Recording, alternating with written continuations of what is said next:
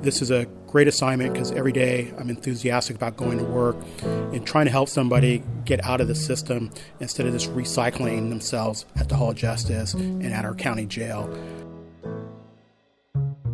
Hi, I'm Rob Wolf, Director of Communications at the Center for Court Innovation, and I am in San Francisco today at Community Justice 2014. I am lucky to be speaking right now with Braden C. Woods, who is the presiding judge of the San Francisco Community Justice Center. Thank you for having me. It's great to be here, great to be at the summit.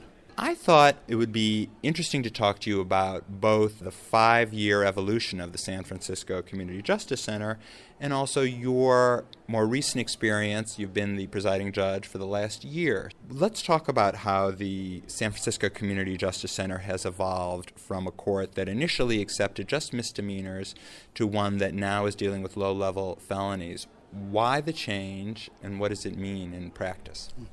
We've stolen from other programs that are doing a great job, and we felt comfortable enough after doing just misdemeanor cases for approximately 2.5, almost 3 years, that we could expand the program.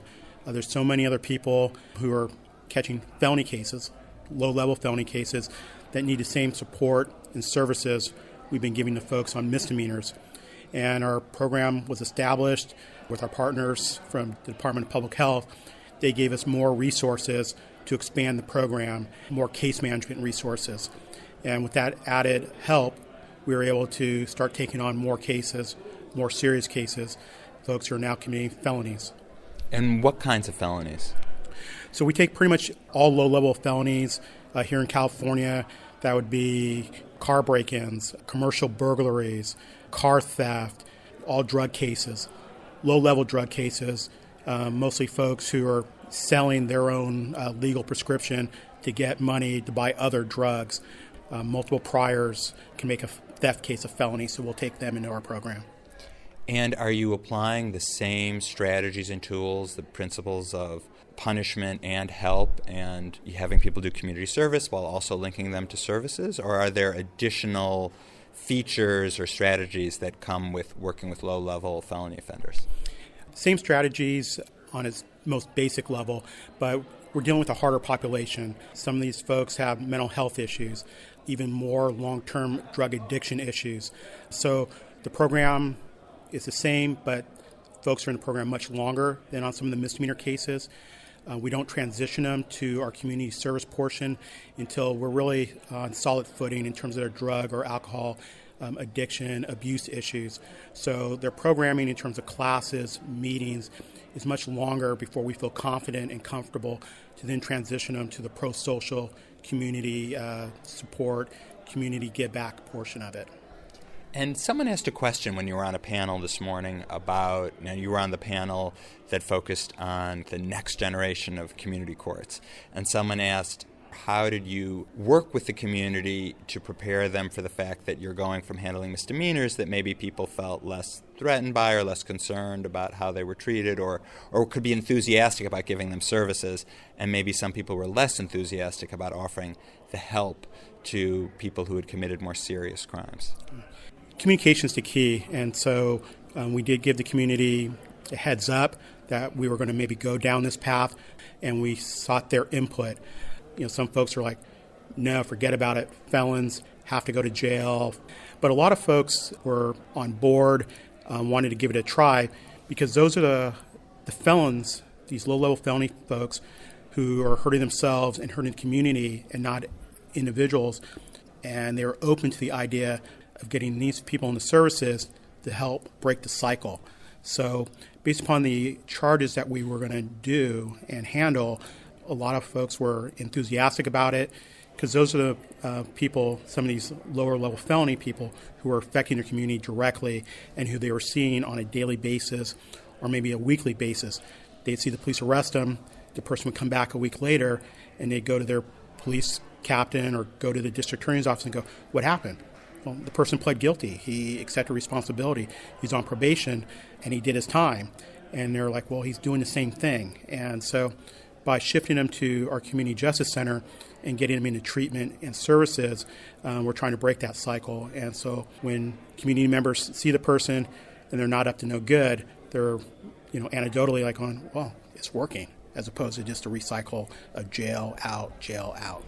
And so let's talk about your evolution as a jurist. What was it like for you beginning to preside over this court? What have you learned over this past year? It's been a great year. I've actually been a judge just for a year also. This was my first assignment as a judge, and we sometimes rotate every year to a new assignment. And when the presiding judge asked if I wanted to stay, enthusiastically, I was like, very much so. I have unfinished business, as they say. But I was a local prosecutor here in San Francisco. I live here in the city. I've lived here for 15 years. And I got to see the difference between unfortunate hardcore criminals who are hurting other people and our low-level criminals who are hurting themselves, and see the sort of the spectrum. And this is a great assignment because every day I'm enthusiastic about going to work and trying to help somebody get out of the system instead of just recycling themselves at the Hall of Justice and at our county jail. So the evolution for me has been a good one, to see it from a different perspective. And I hope to continue to expand our current program as well as some of our other programs here in San Francisco. And what do you think are the biggest challenges to evolving the criminal justice system so that it incorporates evidence-based strategies, procedural justice, these things that we know work, but perhaps the system, for lack of funds or lack of training or just habit, is maybe slow to incorporate? The biggest challenge is trying to get everybody at the table. We're slowly but surely getting there. In San Francisco, we're sort of there in terms of district attorney, public defender, the police chief, the mayor's office, who funds, obviously, a lot of the programs that we use here in San Francisco, the nonprofits, and trying to just get everybody in the same boat and rowing in the same direction. So we're good with that.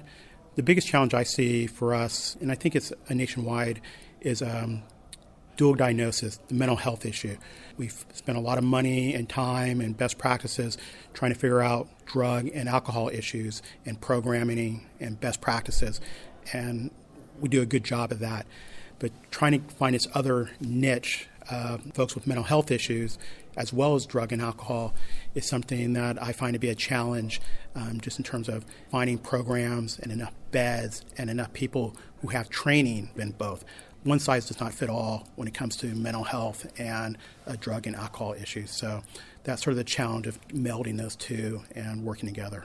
What do you think is going to happen if and when you move on to a different role as a judge? Are you going to take some of these strategies or things that you've learned with you into new settings? And what if it's a setting that isn't, well, if it's not a community justice center that doesn't immediately have the tools to assess or to link to services or to send someone to community service? What would you do? No offense to them. I'd educate some of my other fellow judges at the Hall of Justice in terms of you can get more bang for your buck with a huge segment of the population that does come through the Hall of Justice and through the criminal system. So just exposing them to what I've been doing for the past year, and it'll be at least 2 years before I see them again, and some of the other judges who've come before me, who've run the Community Justice Center, and just giving our knowledge to our other brethren who have only been at the Hall of Justice or have only been at the Civic Courthouse, and just let them know that there are alternatives and better ways of doing things. Even though I'm one of the junior members on the bench, I think I can educate some of our older brothers and sisters on the bench. Judge Woods, thank you so much. I really appreciate your sharing your insights and your experience with me. It's been very interesting. All right, Rob, thank you very much. I greatly appreciate it. I've been speaking with Braden C. Woods, who is the presiding judge of the San Francisco Community Justice Center, and we are both here today at Community Justice 2014. It's being held actually at the office of the California Courts here in San Francisco. I'm Rob Wolf, Director of Communications at the Center for Court Innovation. To find out more about the Center for Court Innovation, visit our website at www.courtinnovation.org. You can also listen to more podcasts there, and you can also find us on iTunes. Thanks for listening.